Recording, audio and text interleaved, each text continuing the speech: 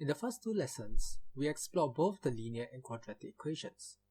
Today, we will be exploring the general class of such functions, which mathematicians call polynomial.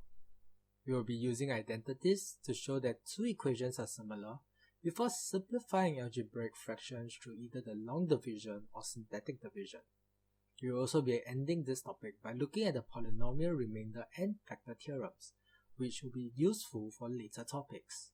So, without further ado, let's begin.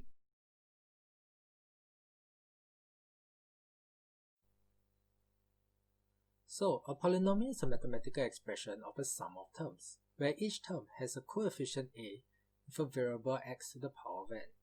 Note that the power of all non-negative integer and the highest power is known as the degree of the polynomial. The value of f(x) at x equals to c can be written as f bracket c. Previously, we saw the importance of identities, and today we will be using this to explore the polynomial theorems. Before we do, let's recap on identities first. Identities are just equations where the expression on the left equates to the expression on the right. It is like trying to identify a criminal. From the wanted poster, you can sort of guess who we are looking for, because we just compare the eye to the eye and the ear to the ear. Likewise, in math, we make use of the same association, comparing the x squared to the x squared and the x cubed to the x cubed. Let us use an example. We are to find the value of a, b, and c. There are a few approaches, but one way is to expand the expression on the right. Then, by factorizing out x and x squared, we can now make the necessary comparison. Since the constant in x and x squared are just a and b, we can choose to use either one to make the comparison. Using the value of a equals to 2, we can find the value of b, which is 2. Then we can now finally go ahead and find the value of c to be 4.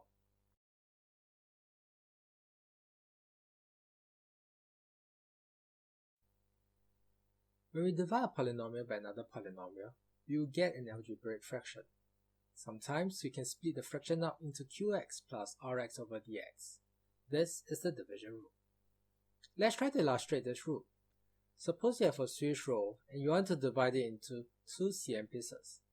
The total length of the roll is the dividend, and the length of each piece is the divisor. The number of pieces that you'll get is a quotient, or the length of the remaining piece, which is less than 2 cm, is the remainder. But dividing polynomials is not as easy as dividing up cakes, although it isn't complex either. You may use one of two approaches. Let us first take a look at the long division method and try to solve a question. We will want to first write the numerator inside the box-like symbol and place the denominator outside of it. Then, we focus on the x in the divisor. We need to multiply x by some value to get 3x cubed. This will be 3x squared. And so we write it on top. Then, we multiply 3x squared with the divisor and put a minus sign outside. By subtracting them, we get 7x squared minus 6x plus 2. We continue this process where we see what multiplies by x to give us 7x squared. And by doing this a couple more times, we will get the remainder to be 3. Therefore, the quotient will be the expression on top, which is 3x squared plus 7x plus 1, but the remainder is the value at the bottom, which is 3. Another method is the synthetic division. However, note that this can only be used if your divisor is linear. So, using the same question as before, let us see how to go about using this method. We first write the coefficient of the dividend on the top row. Then we make the divisor to be 0 and make x the subject. In this case, when x minus 1 is equal to 0, x is equal to 1. And so we write this value of x in the value at the side. We can then now begin to fill in the remaining values. The first space is 0. We then take 3 plus 0 and this will give us 3. Multiplying 3 by 1, we can fill in the next box to be 3 as well.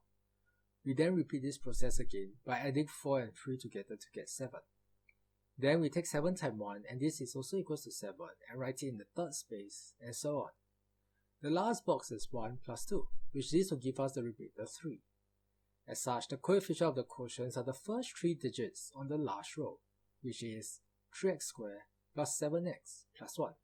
This is the same as before, and the remainder is 3.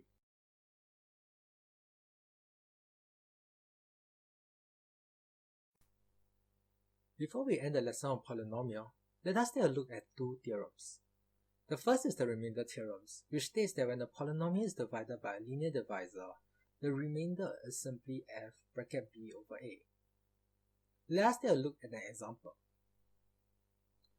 We are asked to find the remainder of x cubed minus 2x squared plus 3x minus 1 when it is divided by x minus 1. And so, since x minus 1 equals to 0 will give us x to be equals to 1, we substitute this value of x into the dividend, and using a calculator to compute, the value will be 1, and this is the remainder. The second theorem is the factor theorem, which is a special case of the remainder theorem.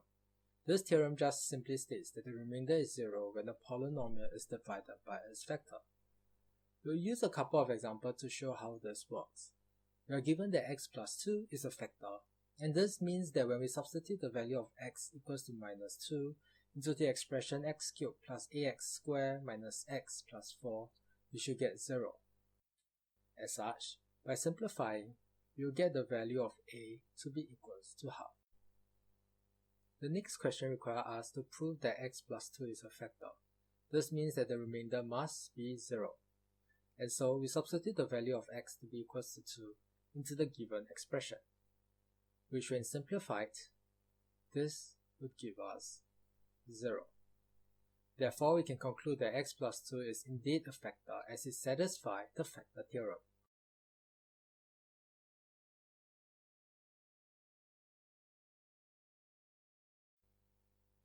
Let us try to summarize what we have learned today. We know that polynomials are mathematical expressions where the degree of a polynomial is the value of the highest power. We also learned that we can rewrite the output value using f bracket c, and that we can find unknown by comparing identities. Next, we know that 2 polynomials can divide each other to give us an algebraic fraction. This can be rewritten into the sum of a quotient and the remainder, which can be found using either the long division or the synthetic division method. Lastly, we also learned that the remainder can easily be found when applying the remainder theorem, and that if the remainder is 0, then the divisor is a factor of the dividend.